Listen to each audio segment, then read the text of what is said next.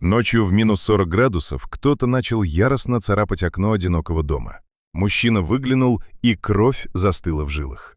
Прямо у стекла стояла огромная дикая пантера, а рядом в снегу лежал ее почти замерзший детеныш. Хищница смотрела на человека так, словно просила о помощи. И тогда мужчина решился на поступок, который мог стоить ему жизни. Ночь была лютой. Мороз опустился почти до минус 40 градусов. Даже ветер в тайге казался застывшим. Мужчина сидел в старом кресле у печи и пил горячий чай, когда вдруг услышал странный звук. Скрежет, будто кто-то царапал замерзшее стекло.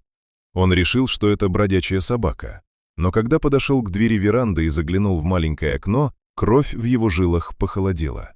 В снегу стояла огромная черная пантера. Ее желтые глаза смотрели прямо на него, но в них не было злости, только усталость и мольба.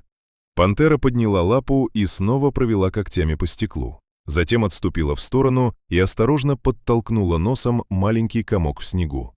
Это был ее детеныш. Котенок лежал почти неподвижно. Мужчина понял, зверь пришел не за добычей. Он пришел просить помощи.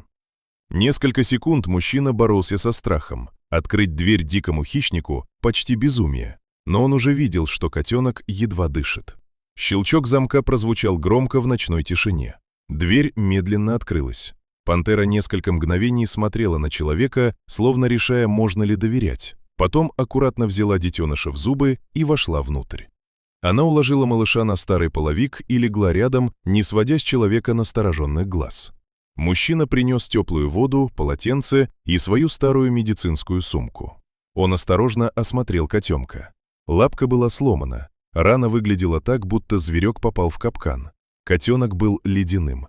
Мужчина аккуратно согрел его, обработал рану, сделал обезболивающий укол и наложил маленькую шину.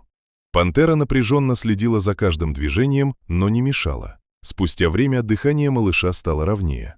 Он выжил. Мужчина впервые за много лет почувствовал, что снова сделал что-то важное.